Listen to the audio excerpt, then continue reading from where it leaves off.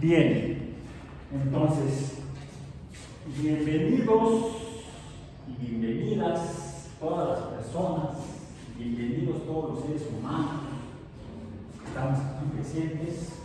Hoy estamos a 11, va a ser un día histórico en la UAM, el 11 de febrero de 2025, porque hoy comenzamos en este curso de la web de temas selectos de biología experimental 3, nuestro curso que aborda, lo titularíamos, formalmente yo lo estoy llamando comunicación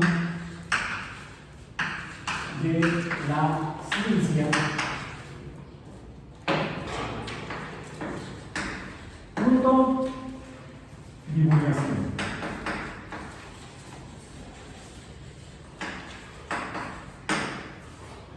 Mejor conocido en otros lugares, como por ejemplo la Universidad Nacional Autónoma de México, la UNAM, como divulgación de la ciencia, donde cuentan con una Dirección General de Divulgación de la Ciencia, o DGDC,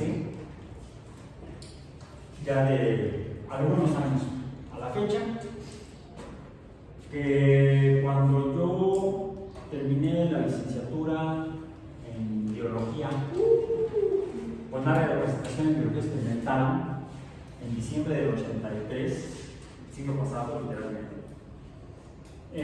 no existía la DGDC. No existía.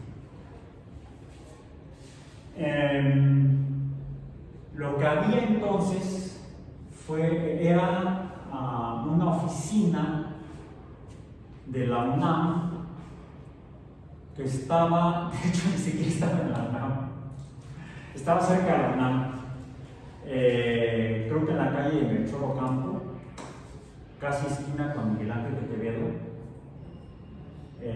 Melchor Ocampo creo que cambia ya yendo hacia CEU, atravesando Miguel Ángel de Quevedo, que se llama Cerro del Agua, en una casa de creo que eran 3 niveles, el Centro de Comunicación de la Ciencia de la Universidad Nacional Autónoma de México. El Centro de Comunicación de la Ciencia, que publicaba una revista de divulgación de la ciencia. La revista se llamaba Naturaleza, creo que se tirarían el nombre de Nature, pero a diferencia de Nature, que es una revista que tiene siglos, británica, inglesa originalmente, la revista Nature es una revista que publica artículos de investigación científica en diferentes temas, en diferentes disciplinas. No es una revista disciplinaria, sino polidisciplinaria. La revista Nature publica sobre biología, sobre astronomía, sobre paleontología, sobre muchos temas de investigación científica de todo el mundo, de investigadores, de grupos de investigación en todo el mundo. Es una de las revistas con mayor prestigio. Aún así depende de la barra, y se dan cuenta que explican, me ofrecen disculpas, en la cual es de las más difíciles para publicar. Es donde, por ejemplo, se publicó en 1953, se publicaron 3 cartas, además tiene diferentes secciones, se publican artículos extensos, o artículos cortos, o cartas. En 1953, en abril del 53, del siglo pasado, pero tiene varios siglos, puede haber sido 1853. En 1953, en abril, en un número, porque es una revista semanal, es una revista periódica que se publica semanalmente. O sea, se hace suficiente investigación para publicar una revista de investigación con un montón de artículos 4 veces al mes, vamos a decir. No es una revista mensual, sino que es semanal. Y en una semana, no recuerdo cuál, de abril del 53, se publicaron 3 cartas por investigadores de 3 laboratorios.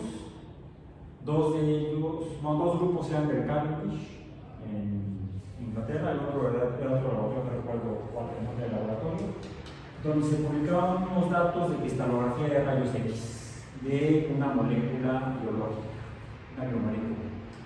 ¿Recuerdan de cuál estoy hablando? El ADN o DNA, en español ADN, ácido desoxirribonucleico. Fueron 7 investigadores. 7 investigadores. No recordamos, yo no recuerdo los nombres de todos, pero recuerdo a James Watson, a Francis Crick, a Rosalind Franklin, no me acuerdo su nombre, o sea, de su apellido, Gosling, que colaboraba con Franklin, Maurice Wilkins y 2 colegas suyos. Siempre olvido el nombre de los 2 colegas de Maurice Wilkins. Entre todos publicaron 3 cartas, no 3 artículos, 3 cartas, donde describían los datos cristalográficos que justificaban el interpretar a la estructura del ADN como una hélice doble, con torsión hacia la derecha o algo. Eso es comunicación de ciencia, comunicación de la ciencia. ¿Qué ciencia?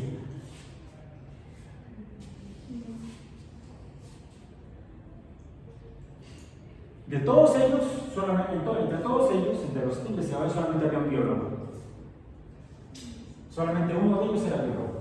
Y biólogo, no bióloga. Rosalind Franklin no era bióloga, ella era física. Había un biólogo y era el único que no era británico.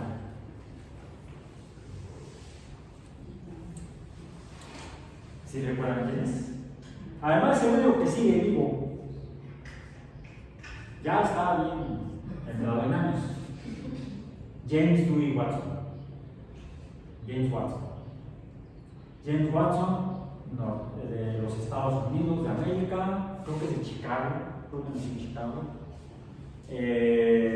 Se fue a Europa a hacer unos estudios postdoctorales.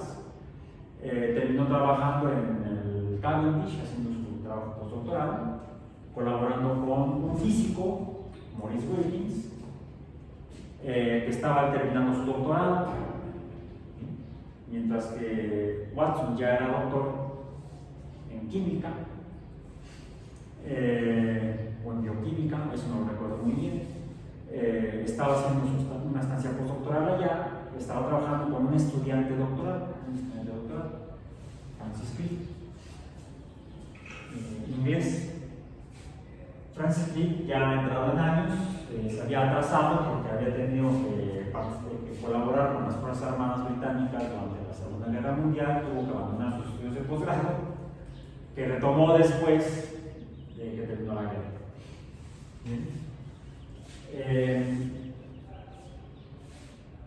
Y al terminar la investigación, dirigidos por un ya entonces premio Nobel físico, director del Cavendish, doctor Lawrence Bragg, por haber, junto con su padre, haber desarrollado la cristalografía de rayos X. Era el mero en cristalografía de rayos X, director del laboratorio. Y él dirigía la investigación. Su nombre no aparece en las cartas, pero era el director del laboratorio. Fue que él les instruyó a que publicaran esas 3 cartas, que se apuraran, las escribían, ya que le presentaban los datos, todos los resultados, y escriban sus resultados en 3 cartas y las mandamos a Nature. Las enviaron, fueron aceptadas inmediatamente y se publicaron en abril del 53 en una revista de comunicación especializada, pero no en disciplina, sino en el nivel de comunicación de la ciencia. Hay otras revistas que también comunican resultados de investigación científica, pero temas o disciplinas específicos. Por ejemplo, está el Astrophysical Journal, publican artículos de astrofísica. El Journal of Biochemistry publica artículos de bioquímica. Y así muchas otras revistas son publicadas por diferentes casas editoriales, donde lo que se da a conocer se hace público, pues se publican, se comunican por escrito los hallazgos o los descubrimientos o las hipótesis, pueden ser hipótesis o pueden ser ya más de hipótesis tesis, que luego son asumidas ya como teorías cuando las aceptan las comunidades, producto de la investigación científica. Entonces, eso podríamos nombrarle el primer nivel de comunicación de la ciencia. La comunicación, me voy a ahorrar mis espacio y tiempo, comunicación especializada.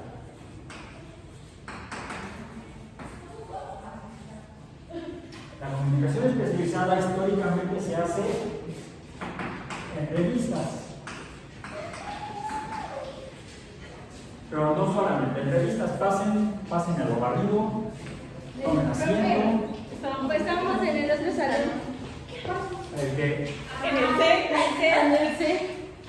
Perdón, me equivoqué. Cuando escribí el programa, que fue lo primero que publiqué en redes, en el sistema me aparecía ese grupo, esa aula. Ya después siempre voy revisando la información que aparece en el sistema porque de repente la cambian. Y la última revisión que hice fue que efectivamente nos habían cambiado el aula a la que estamos ahorita, B102. ¿Sí? Cuando me habían asignado originalmente el 605. No, ya sé. La verdad no sé. Bueno, pero ya estamos aquí más o menos. Pero les decía que la comunicación especializada de la ciencia se ha publicado históricamente en revistas que se editan periódicamente. Puede variar la periodicidad, mencioné Nature es semanal.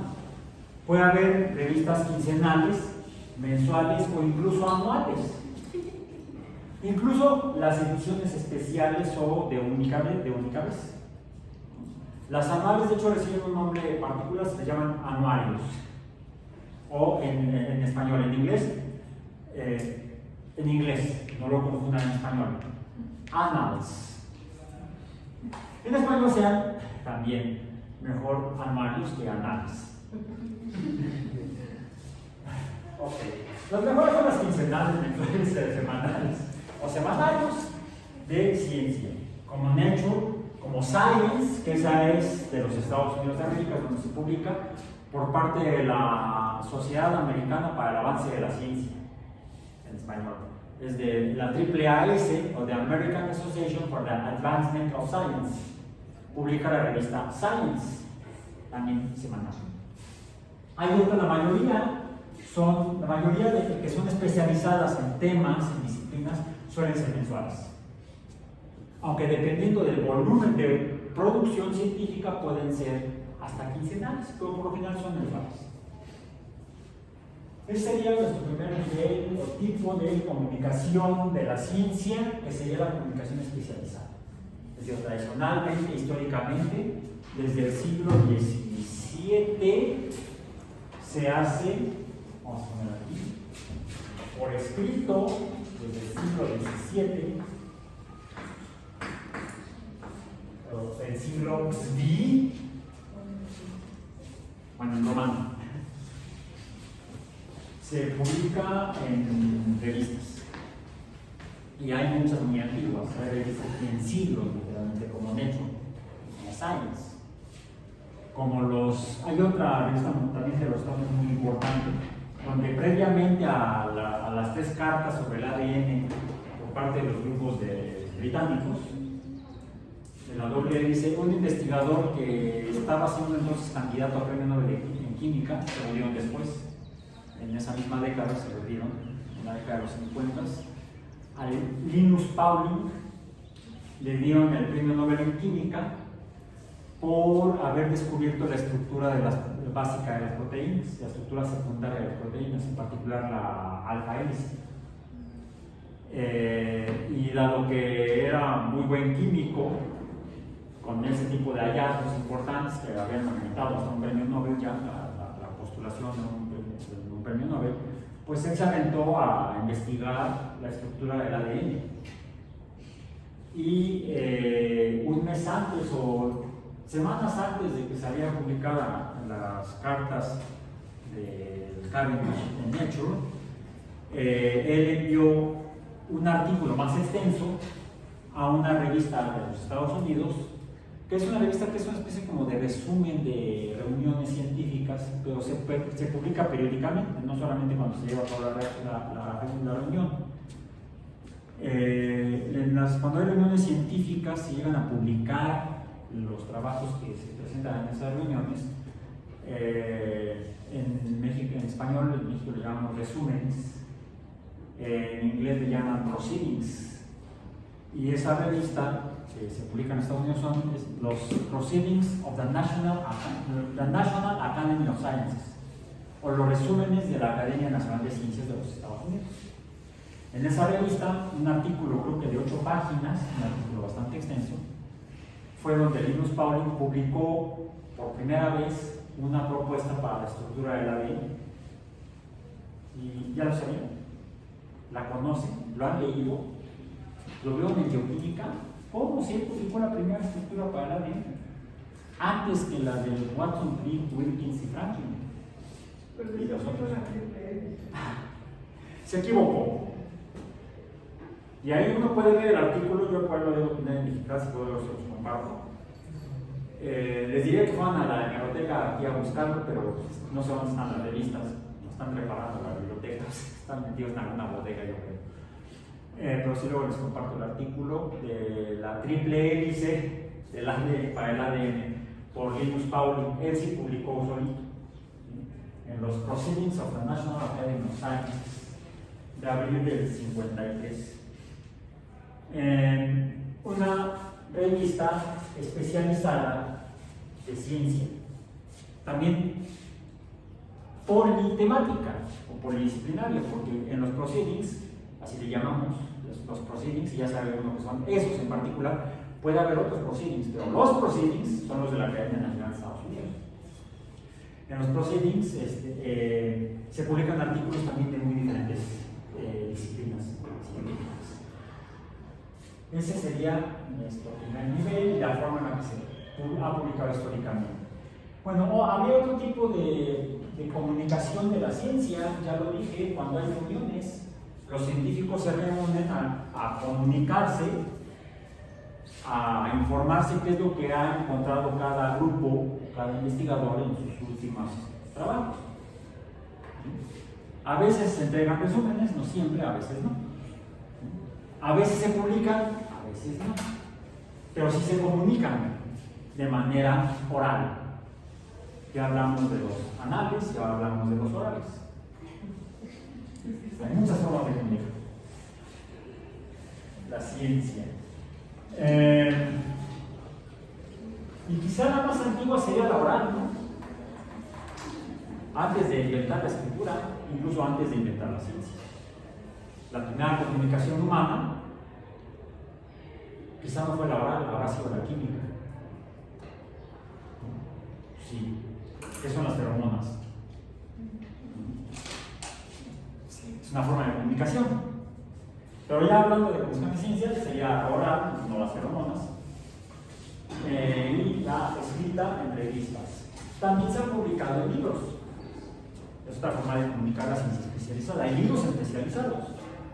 Ahora, algunos de los libros especializados se utilizan, por ejemplo, los han utilizado ustedes. Ya ustedes son veteranos en la licenciatura de biología experimental, no son novatos, no entraron ayer.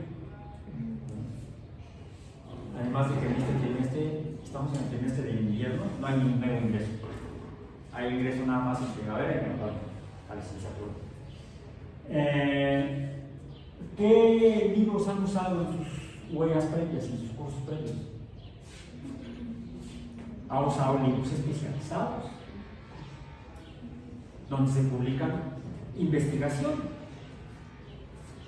Aunque es más común usar, por ejemplo, ya en el posgrado, en la maestría tal vez, sí han usado artículos de revistas especializadas en algunos cursos, ¿no? Sobre todo ya en los últimos trimestres. Porque llevan algunos cursos ya más avanzados, no estudian en libros, estudian revisando artículos de revistas. Y quizá también algunos libros avanzados. Entonces, es otra forma en la que también se comunica la ciencia, pero ¿para qué fin? Para aprenderla, para aprender a hacer ciencia, para conocerla en la escuela. A esa le llamaríamos entonces comunicación educativa de la ciencia. Y típicamente en las instituciones educativas, en las escuelas, en las universidades, ¿cómo se comunican? Pues también de manera oral, en las clases, en las conferencias, pero también por escrito, tanto en libros, principalmente la mayoría de los profesores, sobre todo en los primeros niveles educativos, se comunica la ciencia por escrito en libros, los libros de texto, desde incluso los niveles previos escolares, desde los preuniversitarios, en el bachillerato y en la educación básica. En la secundaria y en la primaria se comunica ciencia. En la primaria ustedes llevaban un libro que así se llamaba, de los de texto gratuitos del Estado mexicano, Ciencias Naturales. Son libros donde se comunica la ciencia con fines educativos, aunque también en revistas. Y eso pues, no sé desde cuándo será.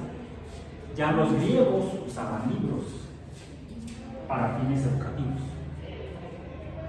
E incluso podríamos considerar que también se publicaba en libros, vamos a decir,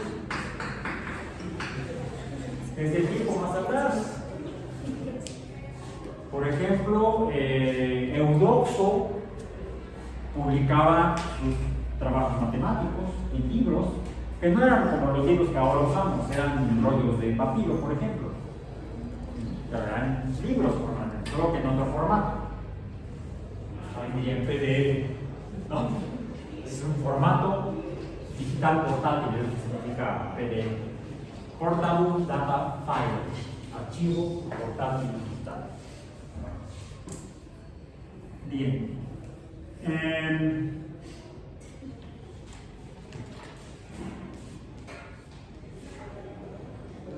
Entonces tendríamos comunicación de la ciencia especializada, comunicación de la ciencia educativa, comunicación educativa de la ciencia, comunicación especializada de la ciencia. La especializada es entre miembros de una comunidad científica, o estamos hablando de ciencia en particular, porque también podríamos referirnos a la comunicación del conocimiento, no solo científico, el conocimiento filosófico, el conocimiento artístico, aquel que es competencia de la Universidad Autónoma Metropolitana, donde estamos estructurados en divisiones académicas. No, la estructura operativa y administrativa y académica de la Universidad Autónoma Metropolitana no es la de las universidades tradicionales napoleónicas o mediterráneas, ya sea fueran del sur de Europa o del norte de África, provenientes de la Edad Media, finales de la Edad Media y principios del Renacimiento europeo, que están organizadas en escuelas, facultades, centros de investigación e institutos de investigación, donde la comunicación educativa se hace en las escuelas y en las facultades, mientras que la comunicación especializada la llevan a cabo quienes están en centros de investigación o en institutos de investigación. Un investigador, una persona que haga investigación, no está obligada a hacer una comunicación educativa de la ciencia que hace o del conocimiento que desarrolla, que genera, que produce. Por ejemplo, en el ámbito de las artes plásticas, de las artes escénicas. No, pues nada más un catedrático. No, será un investigador, perdón. Un investigador, no catedrático. Los catedráticos, ¿dónde estarían?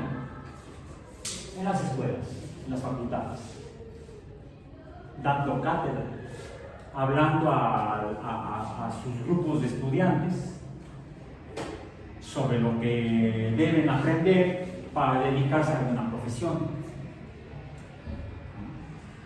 Eso se hace en las escuelas, en las facultades, no en los centros y en los institutos. Entonces, en un lado están los investigadores y en otro lado están los catedráticos en las universidades tradicionales. La UAM no nace como una universidad tradicional, nace con una estructura diferente, ya lo dije hace un momento, en un principio. Somos profesores investigadores, hacemos comunicación educativa, por eso somos profesores, y hacemos investigación, por eso somos investigadores. Tenemos que hacer las dos cosas. Pero les digo, además la ley nos dice que tenemos que hacer una tercera: la difusión del conocimiento que estamos generando. O también de otro que no estamos generando, que lo tomamos de otros productores de ese conocimiento y lo damos a conocer a la sociedad. Por eso, y afortunadamente, en la administración actual, en la Rectoría General, que ya va a terminar este año, ya va para sus 4 años de gestión, el rector actual tuvo a bien crear en la UAM, por primera vez en 5 décadas de existencia de la UAM, 5 décadas de existencia de la UAM, la Dirección General de Comunicación de el Conocimiento, no de la ciencia, porque la UAM está organizada en 5 divisiones que están distribuidas no equitativamente en las 5 unidades académicas de la UAM.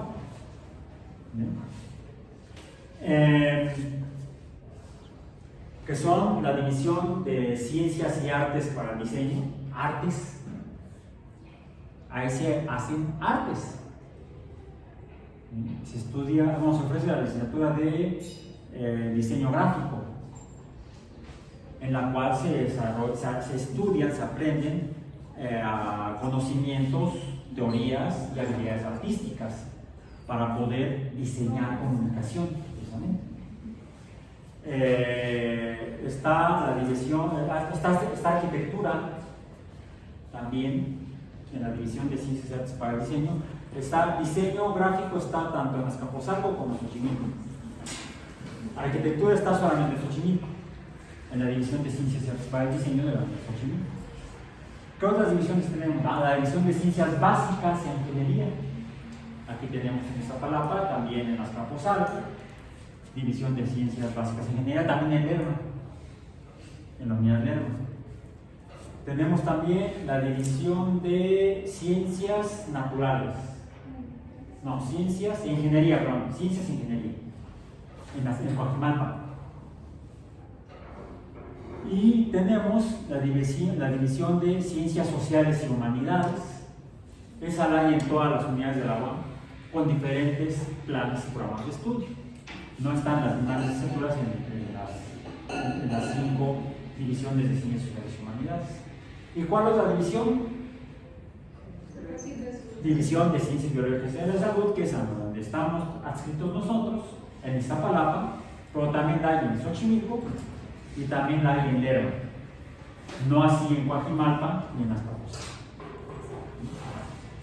Pero ya contamos entonces con el UAM, no contábamos, les mencioné el caso de la UNAM, desde hace 40 años no contaban con una dirección de comunicación, de divulgación de la ciencia, ya tienen, ¿no? cuando la fundaron, porque la tienen, ya hace algunos años. De hecho he tenido la oportunidad de colaborar con ellos, donde en alguna ocasión fui a venderles chiles a Clemente ya. Sí me pidieron que les diera para el diplomado de divulgación de la ciencia, que diera una sesión del diplomado, una clase en el diplomado sobre ciencia y pseudociencia. Eso le sonará a nuestra web, a nuestro curso de introducción al pensamiento crítico. Fue por eso que me pidieron ir a dar ese tema en el diplomado de divulgación de la ciencia. Pero les fui a vender chiles a Montellanos. Entonces, ya existe la Dirección de Divulgación de la Ciencia, mientras que la UAM se crea como Dirección de Comunicación del Conocimiento, no solamente ciencia, sino también artes, filosofía, etc. Les mencionaba que entonces la UNAM tiene la DGDC, que no existía hace 40 años, y yo me enteré porque yo fui allá. ¿Sí? Por recomendación de una maestra que ya se jubiló, fue maestra de ¿qué? Método científico, y no ocupa otra, voy a tomar con ella en la licenciatura. Que terminando yo la licenciatura, entonces le comenté que me interesaba dedicarme si pudiera, al periodismo científico.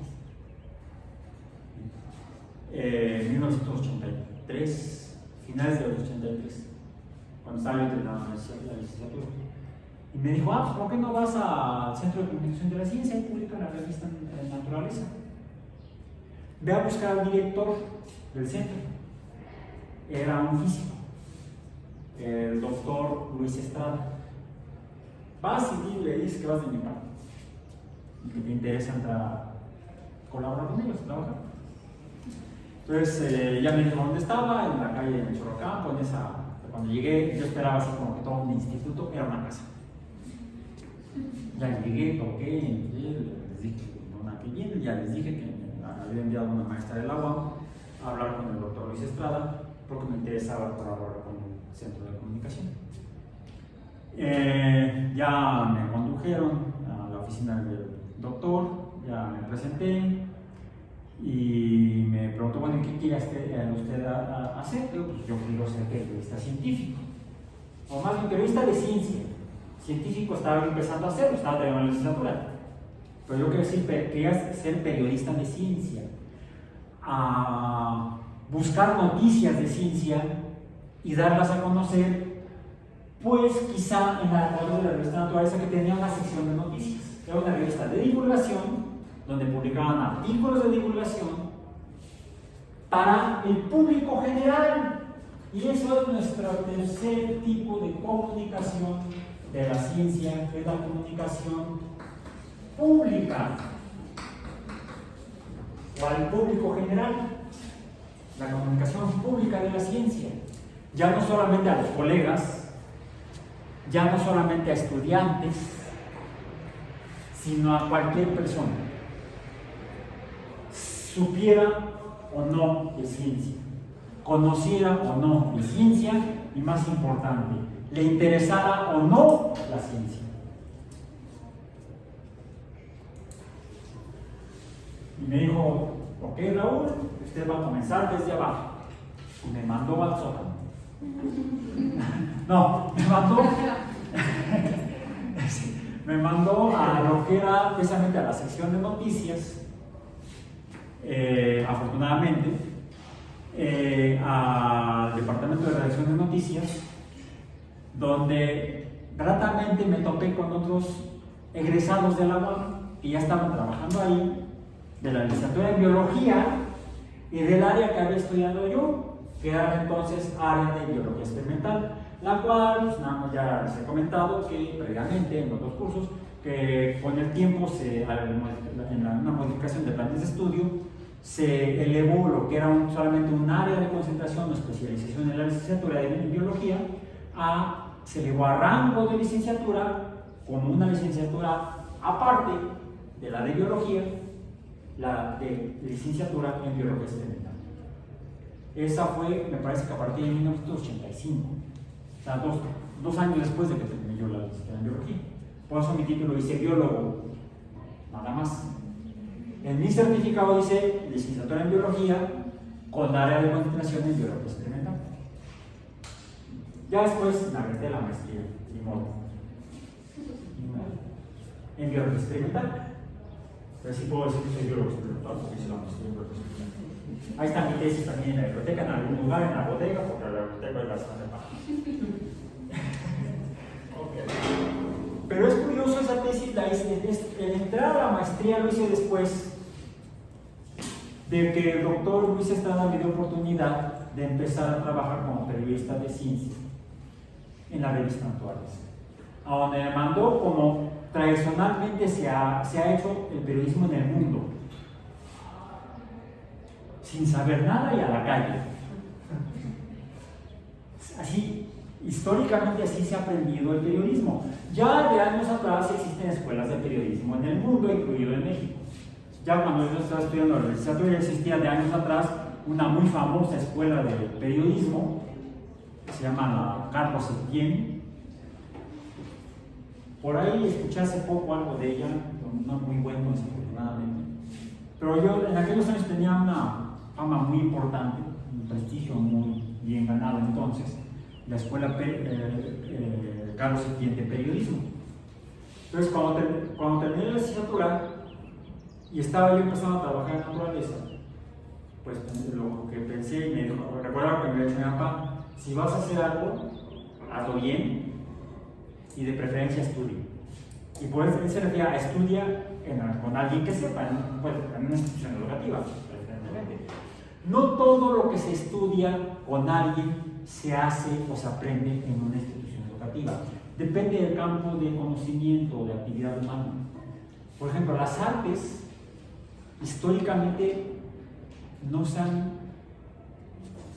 enseñado o educado en escuelas e instituciones, aunque sí hay escuelas de artes muy antiguas. Pero existe una tradición muy arraigada en las artes, sobre todo en las artes escénicas,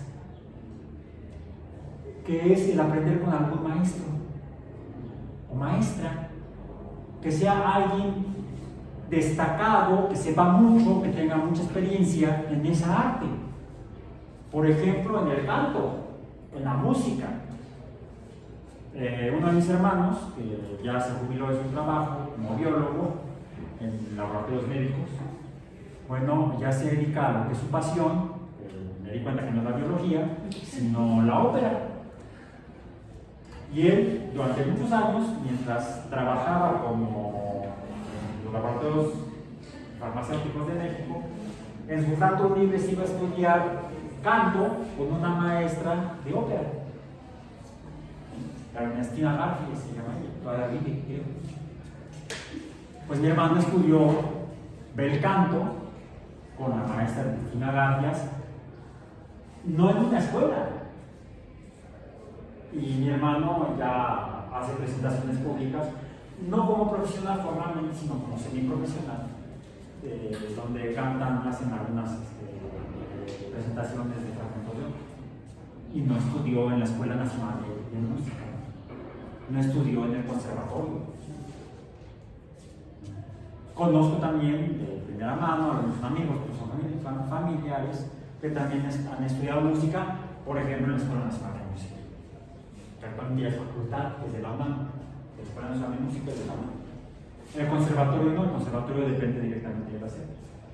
Tengo primos egresados de ambas instituciones, donde han estudiado algún instrumento de ejecución, algún instrumento no, ese tipo de ejecución no. Algunos sí ejecutan la música, o el canto, o sea, hay que estudiar. Y siguiendo esta recomendación de mi papá, pues me puse a buscar dónde en una buena escuela de periodismo y que voy a la Carlos Septién. Y les digo, quiero estudiar periodismo científico. ¿What? ¿Qué es eso? ¿Periodismo de ciencia? No, aquí no hay. 1983-84. No había en la escuela Carlos Septién de periodismo manera de estudiar periodismo científico o periodismo de ciencia. ¿Por qué me interesé yo estudiando la disciplina de biología en el área de investigación bioexperimental, donde he hecho mi servicio social en una investigación sobre biofísica de membranas? Estaba ya haciendo mis pininos de investigador en mi servicio social, entonces no existía el PDI, y como ya les comenté, no existía por en el Tello, ya trabajando aquí, vamos por eso. Lo cual fue después de todo esto, pero estoy comentando ahorita.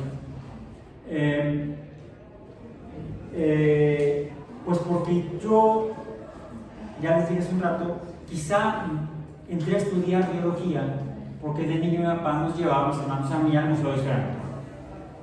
Y quizá ahí me empecé a enamorar de la ciencia y de la biología en particular.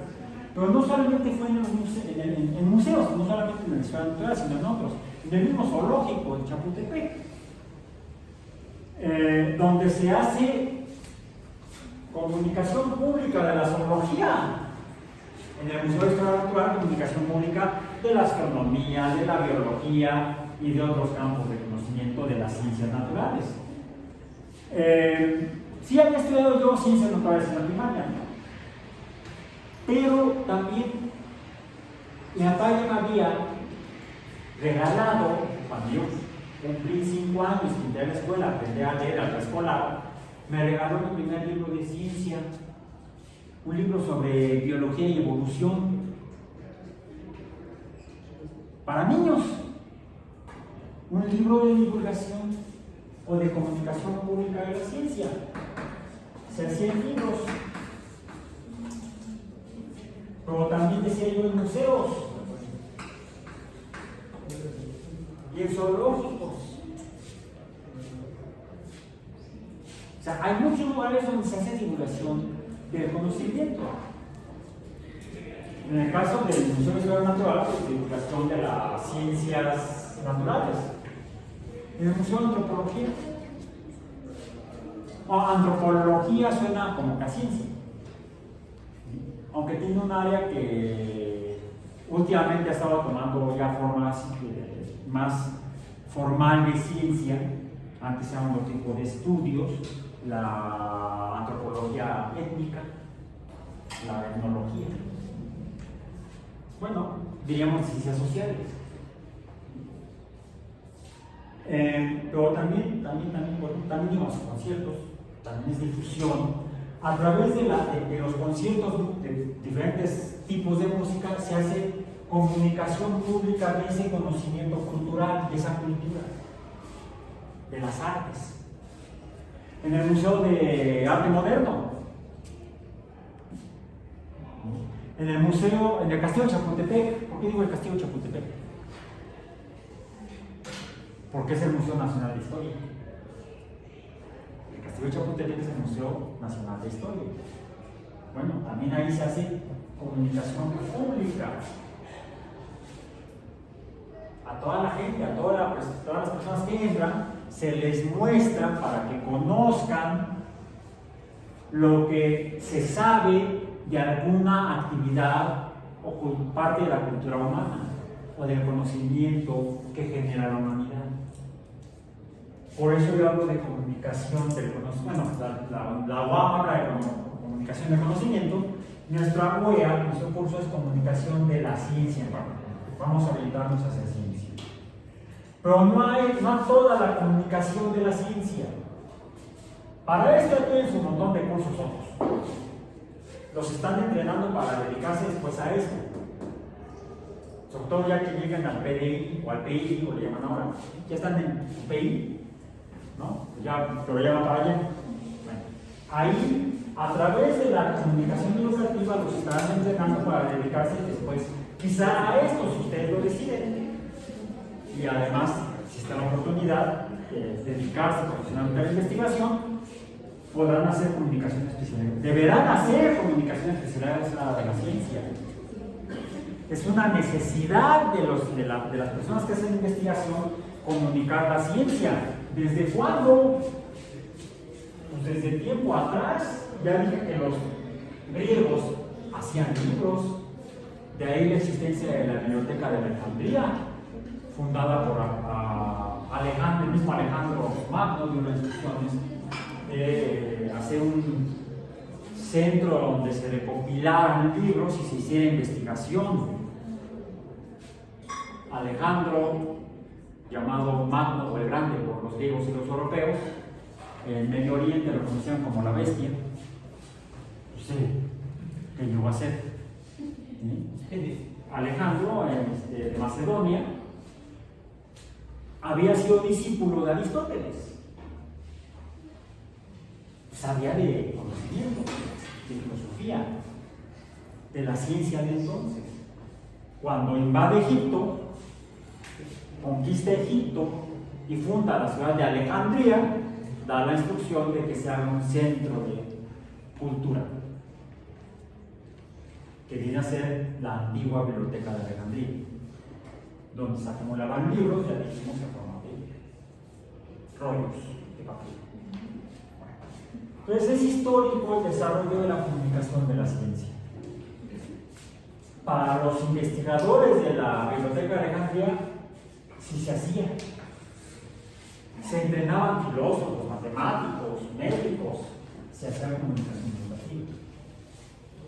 Pero no tenemos registro histórico, creíble, verificable, de que en la Biblioteca de Alejandría se hiciera la comunicación pública de la ciencia.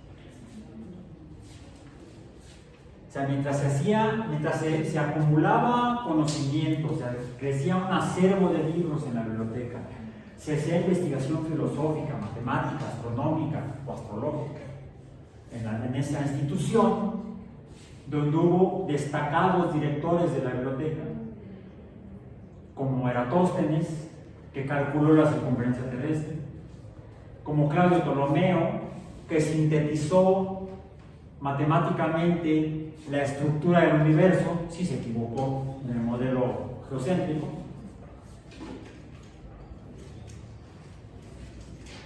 No hay evidencia de que hubieran comunicado la ciencia a los habitantes de Alejandría, donde ya iniciado el primer milenio de nuestra era, en la misma época en la que Claudio Ptolomeo, en el año 50 aproximadamente, publica Síntesis Matemática con el modelo geocéntrico del mundo o del universo, pues eso lo sabían los astrólogos y los matemáticos de Alejandría y sus colegas quizá en las islas del Mediterráneo, en Samos, en Siracusa, en Abdera, en Atenas. Pero no la gente, el pópulo, de ahí de popularización, o en latín el vulgo, la gente, el pueblo, de ahí el pueblo, de ahí de publicación, comunicación pública, al pueblo, o de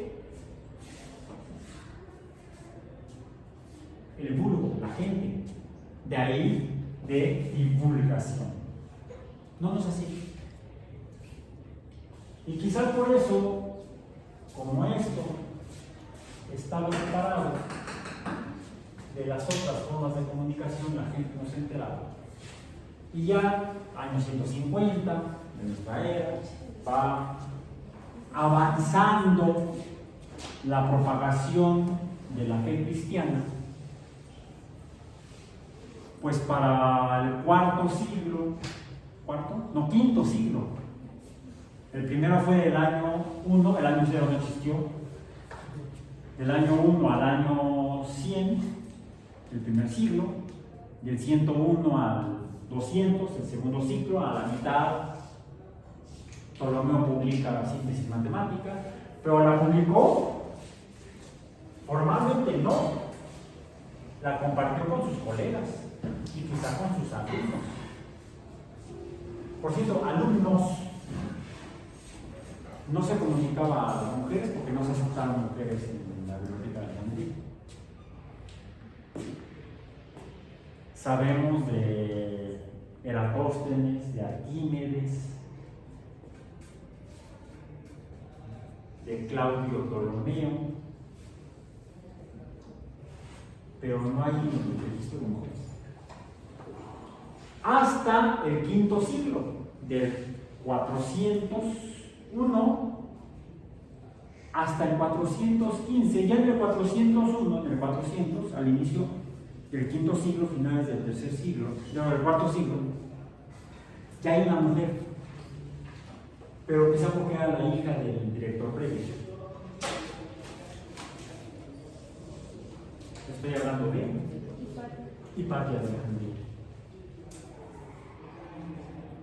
Hipatia era entonces, para el año 415, la directora de la biblioteca, matemática, astrónoma,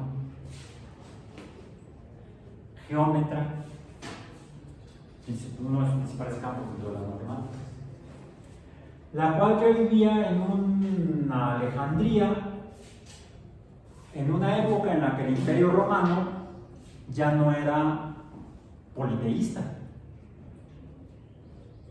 era el Imperio Romano cristiano. Y el cristianismo había ido tomando fuerza, no solamente en el ejercicio del poder, ya era un imperio cristiano. El emperador era cristiano, ya no le rezaba a Zeus. Bueno, tal vez sí. Zeus es con Z, ¿no? Zeus, Deus. ¿Y en latín cómo se dice Dios? Deus.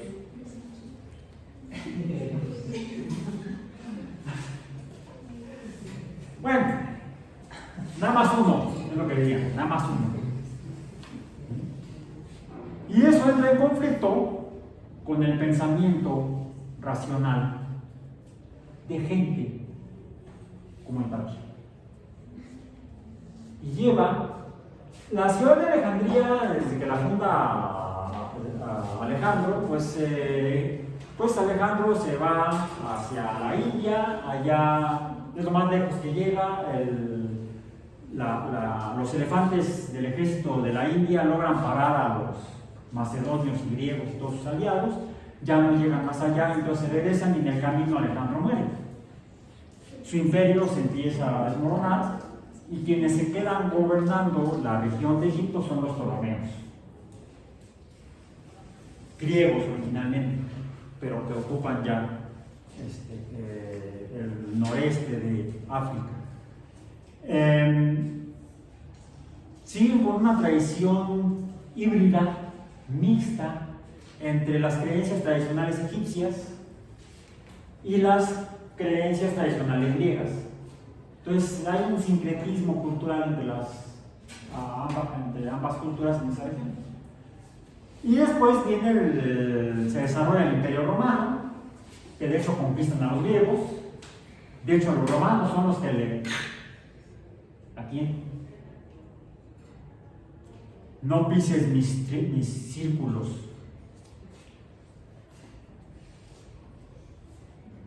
Arquímedes. Se lo echó un soldado romano.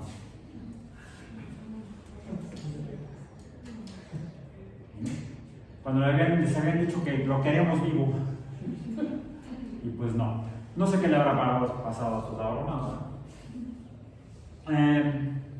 Roma conquista Grecia y conquista todo lo demás, conquista Egipto, hasta película hicieron de Cleopatra. Yo estoy pensando en la de los 60, con esta Raquel Welch, no, Sofía Loren y Richard Burton. Googleenlo o pregúntenle a sus abuelitos, a sus papás. Bien. Entonces, en el Mediterráneo es conquistado por los romanos, pero a su vez los romanos son conquistados por el cristianismo. Y el cristianismo se va imponiendo en el Mediterráneo, tanto en el sur de Europa como en el norte de África. Y entra en conflicto con las tradiciones, creencias, tanto egipcias como griegas y romanas. Y la filosofía neoplatónica de Platón, que es la que se cultiva en el norte de África, en Egipto, en Alejandría, pues está en conflicto con las tradiciones, con los libros sagrados del cristianismo. Y eso quizá es lo que llevó a un conflicto tal en el cual una turba de cristianos, si no encabezados, si asusados por el obispo de Alejandría, Cirilo, pues realizan la última destrucción de la biblioteca de Alejandría, de la que se tiene registro. Les digo, desde que cae Alejandro, desde que muere Alejandro, pues surgen otras culturas, otros conquistadores, sigue habiendo conflictos entre sociedades. Egipto es invadido varias veces por otras sociedades, por otros pueblos. La ciudad de Alejandría es destruida varias veces, reconstruida, la misma biblioteca, y se mantiene trabajando a pesar de los pesares, a pesar de los conflictos humanos. Sigue trabajando en la biblioteca hasta el año 415, cuando la turba cristiana, encabezada por Cirilo, toma, destruye, incendia la biblioteca y le dan muerte a su directora, a Hipatia. Por ahí los cristianos se rasgan las vestiduras y dicen que es mentira. Bueno, las evidencias que tenemos sugieren fuertemente que sí fueron ellos los responsables de la última destrucción de la biblioteca y del sacrificio de Hipatia. ¿Qué sucede con ese acervo, con esos libros que se habían almacenado y enriquecido y traducido a otras lenguas en la biblioteca de Alejandría? ¿Qué ocurrió con ellos? Muchos fueron destruidos. Algunos fueron rescatados por algunos miembros de ese mismo grupo cristiano que encabezaba Cirilo, algunos monjes, y los conservaban afortunadamente. Y terminaron en monasterios, donde fueron traducidos de las lenguas originales, por ejemplo, al griego y al latín. Al griego, las que no estaban en griego, había textos en egipcio, en copto y otro tipo de lenguas antiguas. Y se van traduciendo a diferentes lenguas, se van reproduciendo, eso sí, a manita. No había fotocopiadoras, no había escáneres, no había PDFs, era todo a mano. Pero seguimos atrapados en esto. Falta esa comunicación pública de la ciencia. Y además, finalmente, ¿quiénes son quienes saben leer y escribir? Solamente un pequeño porcentaje de la humanidad era alfabeta. Y un porcentaje menor todavía se dedicaba a las ciencias, a la filosofía y las ciencias. La palabra ciencia es muy antigua. La palabra ciencia hace 2000 años no significaba lo que ahorita.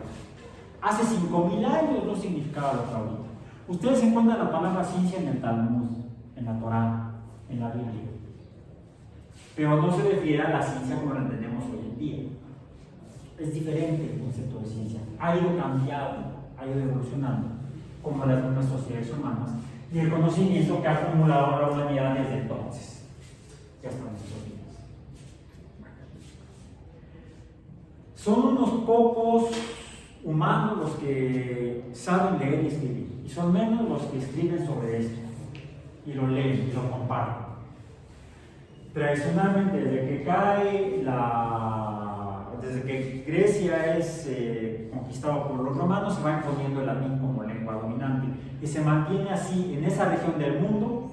Hay otras regiones del mundo que están aisladas de lo que está sucediendo ahí, porque no hay comunicación entre sociedades en continentes distintos. Solamente entre el sur de Europa, norte de África y oeste de Asia.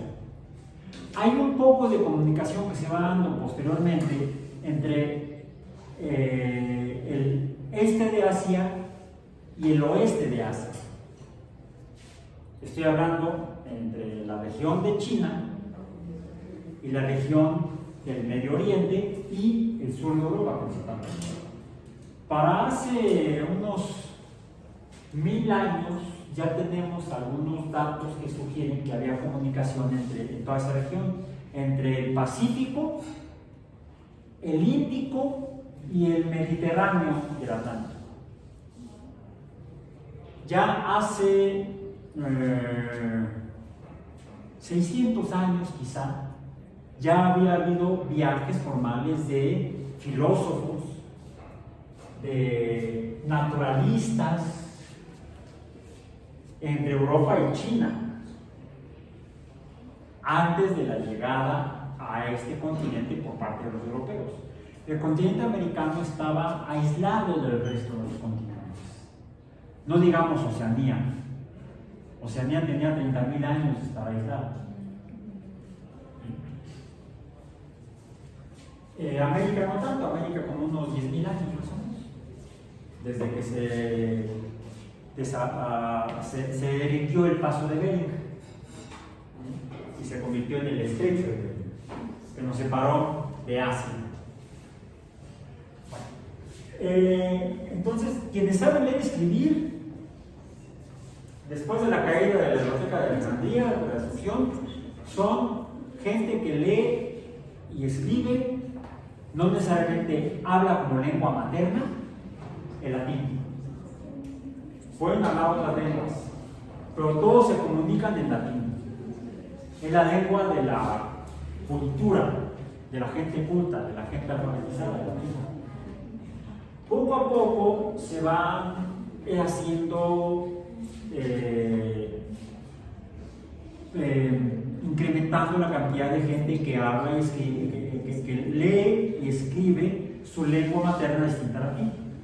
Lenguas europeas, por ejemplo, lenguas sajonas, lenguas germánicas, lenguas eslavas, distintas al latín. Pero la cultura se sigue escribiendo en latín. ¿Quién la podía leer? Pues los que leían latín. ¿Quién la podía escribir? Quienes escribían latín y leían latín. Alguien que no entendía el latín no podía saber lo que decía un texto. Así que la comunicación que había era bastante especializada y educativa, si acaso, no para el pueblo. Casi no había libros para el pueblo. Sí, ya para el siglo XV, en Europa se desarrolla una imprenta para acelerar la elaboración de libros, ya no solamente a mano, copiando, ya no solamente había copistas, ya había también imprenta, a partir principalmente de la imprenta de Gutenberg, en el siglo XV. Y eso aumenta la publicación de libros y los empieza quizá a poner disponibles para el público. Pero tenía que ser público alfabetizado, que pudiera leer las lenguas en las que se escribían y imprimían los libros, que no necesariamente era latín, porque el conocimiento especializado se escribía en latín. El primer texto importante en cuanto a lo que es ciencia, según yo, así lo voy a decir yo, porque puede haber discrepancia con otros historiadores de la ciencia, algunos dicen que la ciencia comienza ya formalmente en el siglo XVII, o sea, 1600 y medio. Yo lo interpreto por lo que da pie a eso, que es en el siglo previo, siglo XVI, 1500, en particular en 1543, cuando se publica un libro muy importante. ¿Sí recuerdan cuál es? Lo vimos en física, biología. Ya no se acuerdan, hace mucho tiempo. Sí, ¿se acuerdan cuando destruyeron la biblioteca de No tanto.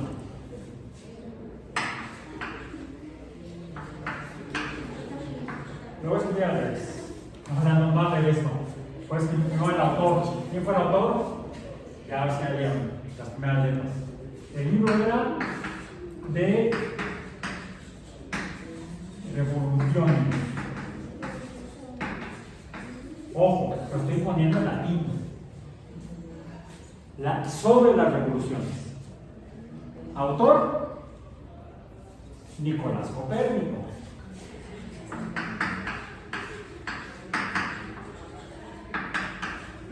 Copérnico lo escribe en su introducción y lo dice que ese libro está escrito para los matemáticos, no para cualquiera, para los matemáticos. Es decir, aunque estuviera escrito en latín, no cualquier persona que haga latín lo iba a poder entender todo el libro, porque mucho lenguaje era lenguaje matemático, realmente, en latín. Entonces, aunque es el libro que yo considero como fundacional de la ciencia moderna, pues no es un libro para el público, no se puede considerar un libro de divulgación. Y lo dice claramente Galileo en su introducción. Las matemáticas se escriben para los matemáticos. Ese libro habla de que él propuso que el Sol era el centro del universo. Ajá. Por eso es que yo personalmente lo asumo como el fundador de la ciencia moderna, porque nos separa del siglo II, del año 150, cuando Claudio Ptolomeo formaliza el conocimiento del mundo en síntesis matemática como un mundo geocéntrico. Alrededor de la Tierra gira todo, y sobre todo alrededor de las personas, del humano y sobre todo del hombre, ni siquiera del hombre. Esa es la triste historia de la humanidad. Es decir, en el centro del mundo está el hombre en la Tierra, y alrededor de él y la Tierra se mueve todo. Todo sucede alrededor y desde el punto de vista del hombre, de los hombres en la Tierra. Y aunque matemáticamente lo que describe es preciso y permite predecir la posición de los astros en diferentes momentos, en diferentes lugares, ¿cuáles astros conocidos en el año 150? Muchas estrellas, el Sol, la Luna y 5 planetas. ¿Cinco? Mercurio, Venus, Marte, Júpiter, Saturno. Mercurio, Venus, Marte, Júpiter y Saturno. Sí, 5 planetas. Mercurio, Venus, Marte, Júpiter y Saturno. Sí, son 5. 5 planetas. Junto con el Sol y la Luna serían los 7 astros raros, errantes. Y quizá por eso le pusieron a ese nombre a los 5 días de la semana. Aunque no en todos los idiomas significa lo mismo. En español son lunes, luna, martes, Marte, miércoles, Mercurio, jueves, Júpiter, viernes, Venus. Sábado, el sábado. Y domingo, el día del Señor, Dominus. Las pizzas, no, Dominus. No Dominos, Dominus. Aunque significa lo mismo, Dominus. Señor, el Señor. ¿Cuál Señor? Ese, el amigo imaginario. Zeus. En otros idiomas, como en alemán o en inglés, algunos días tiene todavía el nombre relacionado con la interpretación astrológica, astronómica de Ptolomeo. Por ejemplo, el día, formalmente el primer día de la semana, que no es el lunes, que sería el domingo. En alemán es Sonntag, en inglés Sunday. Y no me refiero al helado, el chocolate, el Sunday, es me antojo. Sunday, día del sol. El domingo era el día del sol, el lunes la luna, martes Marte, miércoles Mercurio, jueves Júpiter, viernes Venus, y el que sigue no era el Sabbat, en inglés Saturday, por Saturno. Entonces el Sol, la Luna, Marte, Mercurio, Júpiter, Venus y Saturno, los 7 astros, además de las estrellas.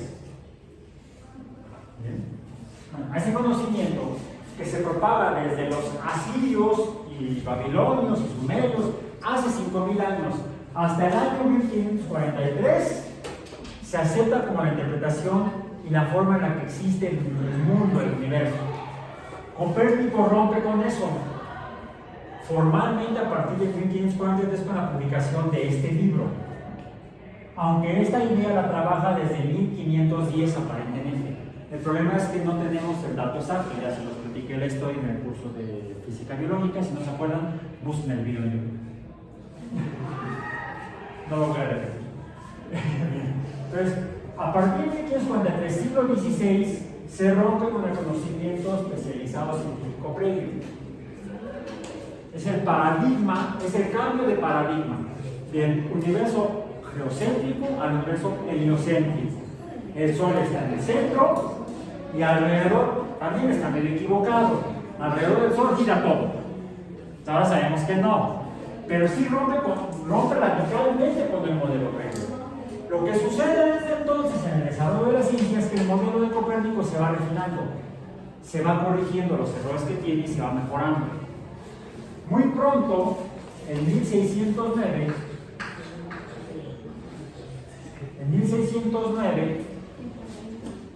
se hace la primera importante corrección del modelo de Copérnico. Él dice que todo gira alrededor del Sol en movimientos circulares, en órbitas circulares del cielo. Porque ni siquiera dice que el Sol esté en el centro, ojo, dice que está cerca del centro. El mismo Claudio Ptolomeo dice que la Tierra no está en el centro. Si uno lee síntesis matemática y revisa bien el modelo, la Tierra no está en el centro del mundo, está a un ladito, pero todo gira alrededor de la Tierra, aunque la Tierra no esté exactamente, geométricamente en el centro. Copérnico también dice que el Sol está cerca del centro, porque las observaciones que hace y que revisa de los astrólogos anteriores le indican que no está en el centro, pero todo gira alrededor del Sol. Mercurio, Venus, la Tierra, Marte, Júpiter, Saturno y las estrellas. Todo gira alrededor del Sol, salvo la Luna. Otra observación importante de Copérnico: lo único que gira alrededor de la Tierra es la Luna, no el Sol, ni las estrellas, ni los demás astros, solamente la Luna. En 1609, se llama otra vez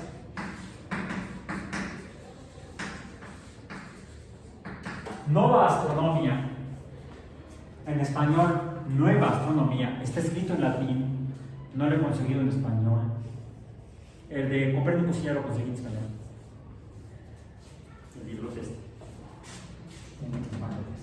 Pero el Nova Astronomia solamente lo he encontrado digital en latín, curiosamente digital en latín, y este lo tengo en papel en español. Por Johannes Kepler, que corrige el modelo de Copérnico, estableciendo que los movimientos de los planetas no son circulares sino elípticos, y precisa la ubicación del Sol. No está cerca del centro, está en el foco de la elipse de la órbita del planeta. O más bien, cada planeta orbita alrededor del Sol en una distancia relacionada con el foco de la elipse, de su elipse. Ahí está el Sol respecto al planeta. Cada planeta tiene su órbita particular, elípticas todas, y cada una la tiene respecto al Sol en el foco de la órbita elíptica de cada planeta. Es lo que dice Kepler en 1609, mejorando el modelo de Copérnico. Sin embargo, tanto a Copérnico como a Kepler no les creen totalmente los demás astrónomos, porque siguen creyendo en el modelo ptolemaico del año 150. Incluso por eso a un amigo de Kepler lo llevan a juicio la Iglesia Cristiana de Roma. ¿Quién fue? ¿A quién llevaron a juicio por herejía? a Galileo.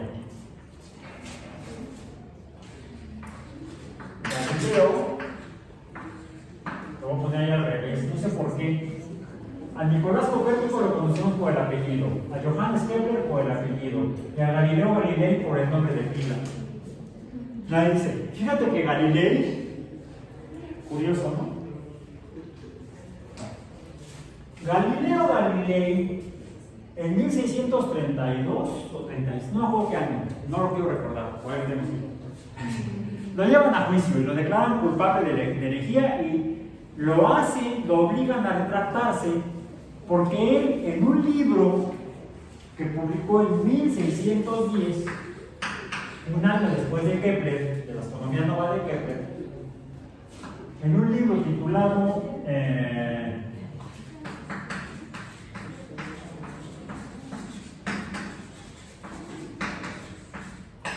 Sidereos Nuncios, ojo, no es latín, se parece, pero no es latín.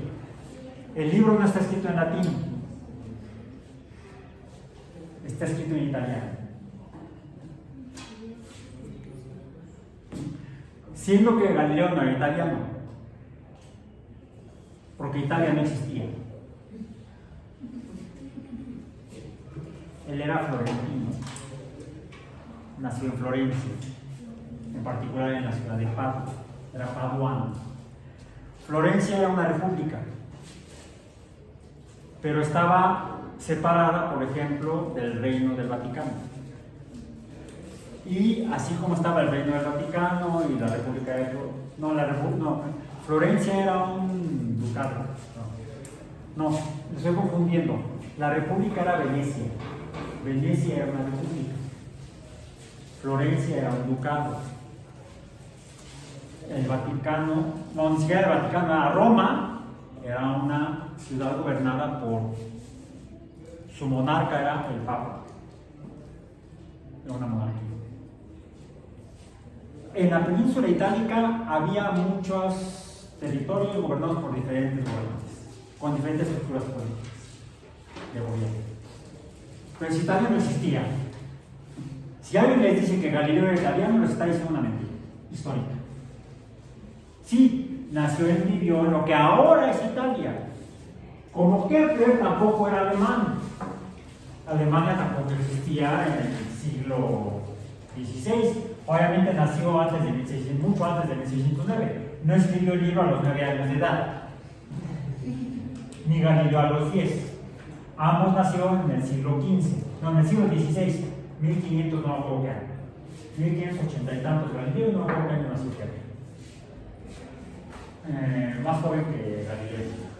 Copérnico nació en 1473, siglo XV, pero sus trabajos los hizo principalmente en el siglo XVI, entre 1510 y 1543. Entonces, para que ubiquemos bien los momentos históricos, las fechas, los años.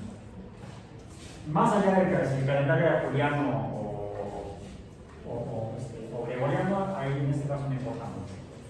Pero lo que sí importa es que Galileo ya no escribía este libro en latín, lo escribió en italiano,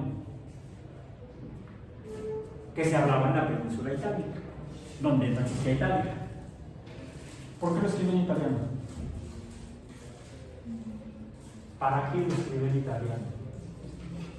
¿Para qué creen que lo haya hecho? Si toda la gente culta leía y escribía en latín, ¿por qué Galileo lo escribió en italiano? Era un cabroncito el señor. Además le gustaba el billete. Si lo hubiera escrito en latín, ¿quién hubiera estado interesado en comprarlo para leerlo? Solamente los matemáticos, solamente los astrólogos. Si lo escribe en italiano, podríamos considerar a Galileo y a su obra Sidereos Nuncios como el primer libro para el público general. en la historia. Aunque muy poca gente sabía leer y escribir, pero eran más que solamente los matemáticos y los astrólogos. Y sí, si uno lo lee, les recomiendo que lo lean, lo busquen, se encuentra en español, en italiano. Debe haber en varios celulares. Es relativamente fácil de entender, no tiene mucha matemática. En cambio, este es un libro que está cargado de matemáticas, y este no se diga. Este te desmayas cuando lo ves, y más cuando está en matemática, en latín, matemáticas, en matemático latín. Son libros muy complejos estos dos. Y este no está más fácil. En el idioma que uno en el idioma nativo de uno, porque hay traducciones ya a muchos idiomas. Al menos de estos dos, este no sé por qué no lo he encontrado, ni en inglés lo he encontrado. El de Kepler, como que es menos, Kepler es menos popular que Galileo y Copérnico. Si ustedes le preguntan a la gente, porque hagan el ejercicio de aquí a nos pegamos la próxima clase, la próxima sesión, pregúntale a la gente por estas tres personas. Aquí, si han oído hablar de alguno de ellos. Copérnico, Kepler, Galileo. Y tomen nota, hagan números de cuánta gente sabe de los tres, cuántos dedos, cuántos de nada más uno. Ahí sí estaremos haciendo investigación, ciencia, socialización de la ciencia. ¿Eso qué sería? Ciencias sociales, ciencia de la ciencia, conocimiento, mediante las herramientas de la ciencia. Tengo que apurarme para cubrir todo lo que quiero ver hoy. Bien, entonces,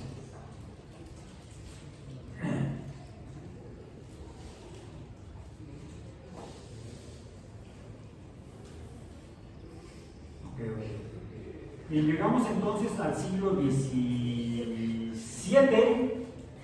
con Galileo, que en 1610 publica en español es El Mensajero Sideral. Otros lo traducen como El Mensajero de las Estrellas. Cualquiera de las dos traducciones son válidas. Equivalen, ¿no? Bien. Entonces, Galileo escribe para más gente. Y es relativamente fácil de entender cuando uno tiene un cierto nivel educativo. Y recuerdo que esto fue lo que me dijo mi maestro, el doctor Luis Estrada, cuando empecé a trabajar como periodista de ciencia en el Centro de Comunicación de la Ciencia para la revista Actuales. Me dijo: Raúl, nuestra revista está dirigida para gente que tenga por lo menos un nivel cultural educativo equivalente a secundario. Para eso hay que escribir. Para que al menos gente con educación en secundaria lo pueda entender. No es lo mismo que esto, ni lo mismo que esto, sino que quizá un poco equivalente, no un libro educativo de secundaria, sino del nivel previo escolar, la primaria. Ok, entonces les digo, me puso a trabajar como periodista, no como divulgador. Tenía un grupo de gente trabajando, escribiendo artículos de divulgación ya de manera formal. A mí me dijo: no, usted trabaja en noticias, porque las noticias dan a conocer lo nuevo. La nota, la noticia, the news, lo nuevo. Incluso fíjense, en inglés la palabra de noticia es nuevo, novedoso, news, lo nuevo. Creo que por eso aquí, al menos en México, no entienden los periodistas lo que es la noticia. Buscan la nota con qué quemar a alguien o perjudicar. No buscan lo nuevo. Esa fue otra cosa que aprendí sobre el periodismo. Bueno, entonces iba yo a congresos, porque es donde los científicos comunican lo nuevo de manera oral. Me venía a la hemeroteca, ya estaba No, mentira, todavía no estaba el colchón de allá arriba. Tenía nada más 3 pisos la biblioteca. La planta baja y 2 pisos. Pero había biblioteca, estaba más abajo. Venía yo a la biblioteca, a la salita donde llegaban las últimas revistas, el último número de Nature, el último número de Science, y lo agarraba y me ponía a leer los artículos. Y veía yo cuál podía ser noticia interesante para la gente. ¿Y qué es lo que hacía entonces? Primero trataba de entender el pinche artículo, porque escribía yo. La revista Naturaleza no era de biología, era como Nature, de todo. Entonces yo procuré no prejuiciarme, buscaba, ay, no, más de biología experimental. No, buscaba yo cosas. Afortunadamente desde niño, por ese ambiente que nos creó mi papá en la familia, de interesarnos por todo, me ponía yo a buscar noticias que me llamaran la atención de todo, artículos de investigación de diferentes campos. Por eso leía yo o buscaba yo en Nature y en Science, no en Biochemical Journal. Ocasionalmente hacía alguna revista especializada, pero yo sabía que encontraba, en un par de revistas encontraba de todo, de chile, de mole y de manteca. Una vez que encontraba un artículo que me pareciera interesante para la gente, entonces lo que hacía primero leerlo del inglés en mi cabeza al español, traducirlo aquí, y luego escribirlo de manera que lo pudiera entender una persona que hubiera terminado la primaria. Esta en la secundaria. Bueno, tenía yo la fortuna, desafortunadamente, perdón por la aparente contradicción, de que mi madre, por ser una mujer de aquella época, solamente tuvo la oportunidad de terminar hasta la primaria.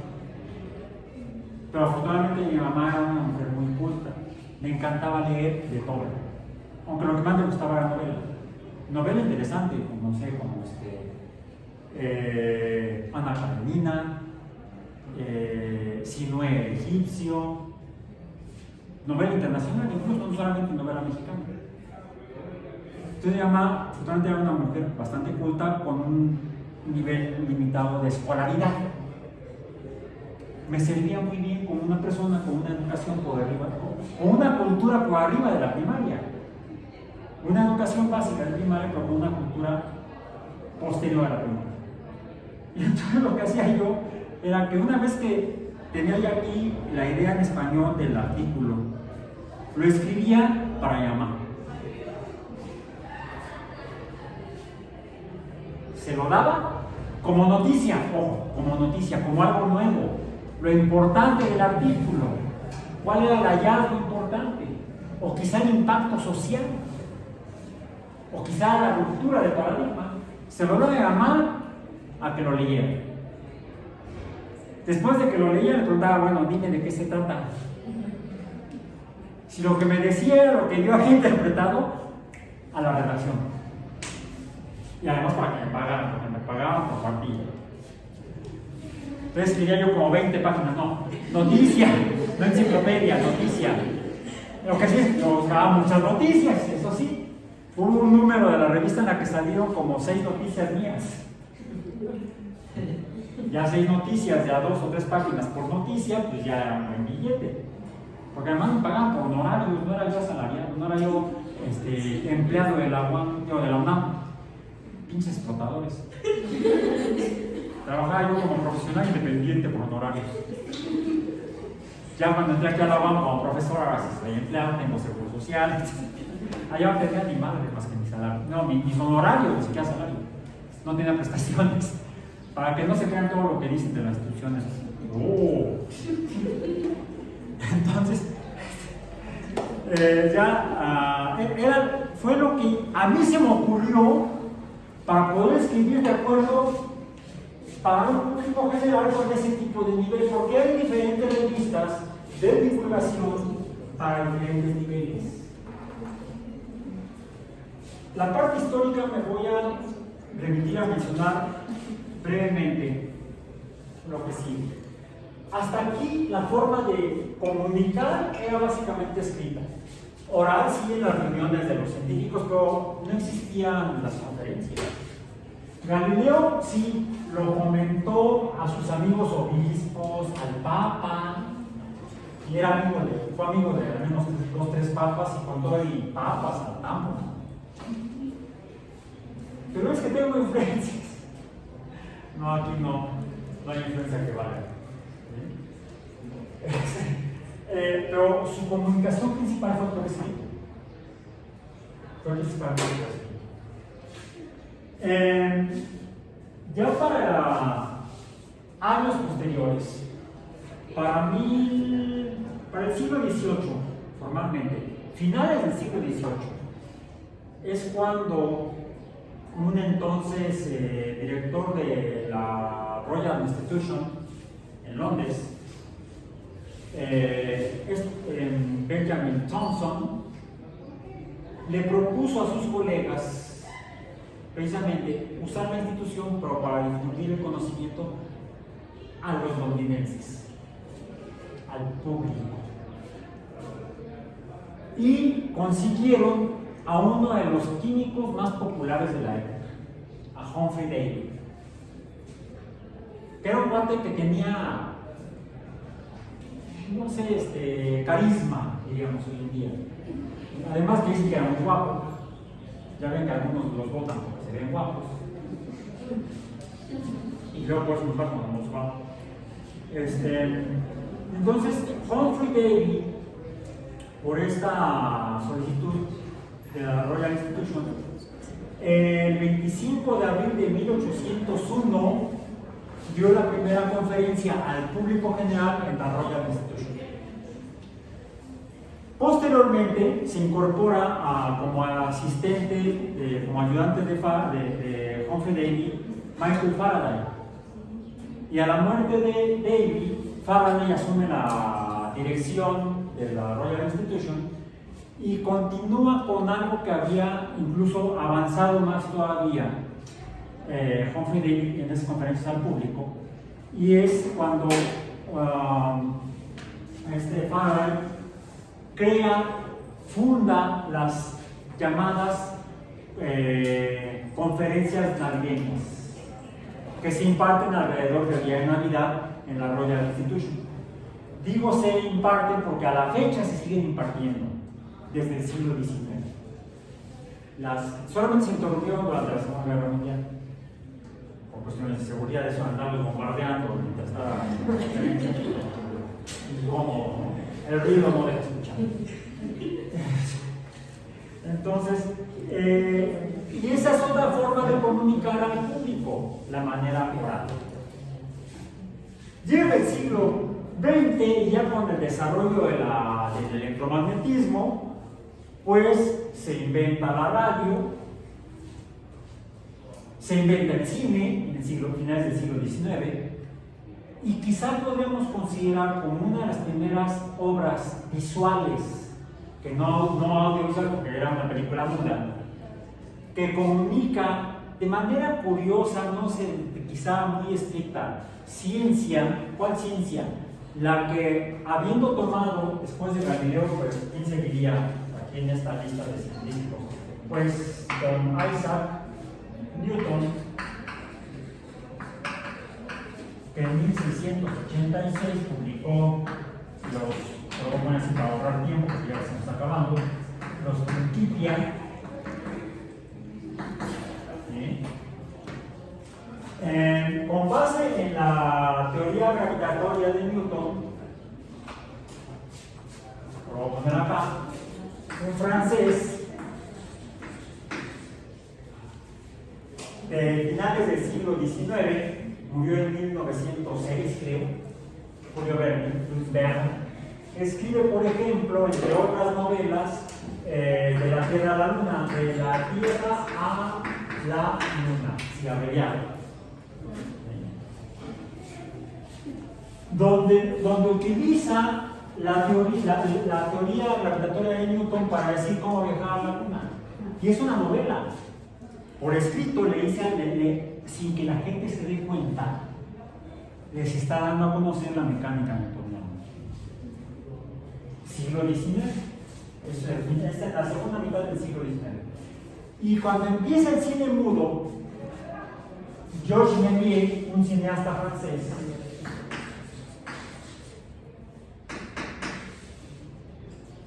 escribe así.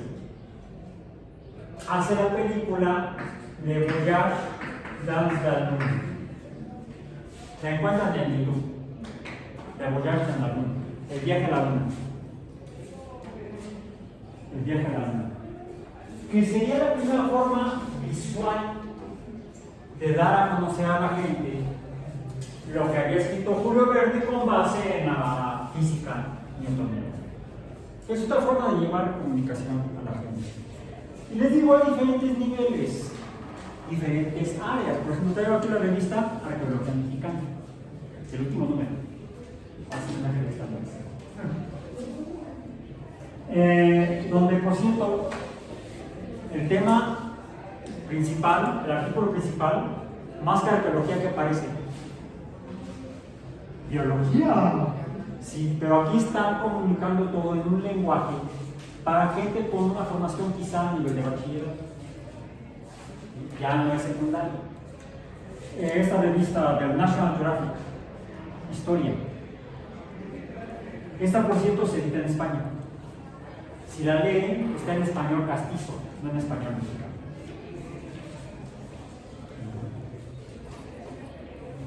Y esta es particularmente interesante, porque esta no es una revista científica especializada, aunque mucha gente piensa que sí.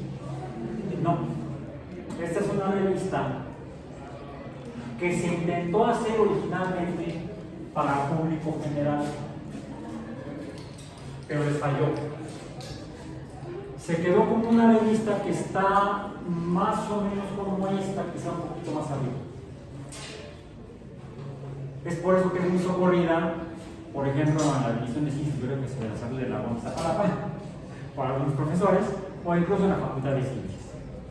Esta es Scientific American y está muy interesante este número, que es el último, porque habla sobre lo último que sabemos de biología celular y bioquímica celular y todo lo demás. Pero escrito no como un artículo educativo, como artículos educativos, sino como artículos para el público, pero para niveles que debemos tener claros cuando se trata de divulgación y no educación, o cuando son noticias. Sobre todo la noticia se caracteriza por ser breve, 2 páginas. Esto es de la revista, ¿qué revista es? No me acuerdo. Nature, revista de investigación, tiene una sección de noticias que son para público parcialmente especializado. O sea, no son noticias para público general. Luego lo que hacen muchos medios de noticias, por ejemplo, tanto en Estados Unidos como en Europa, en México casi no, desafortunadamente, toman estas revistas, Nature y Science, pero se van a la sección de noticias y entonces las sacan en el noticiario de la noche. Es otra forma de hacerlo. Y hay una última forma que voy a mencionar: la novela o la historia novelada. La doble se la han leído. Una versión autobiográfica de James Watson sobre la historia de cómo llegaron a lo que llegaron en 1953. Esta sería la primera página, la portada. Y hay una última forma, es el prefacio. Galileo escribió en italiano, pero también, esto luego se lo voy a compartir en el sitio. Mencioné el electromagnetismo, James Clerk Maxwell. Él escribía poemas.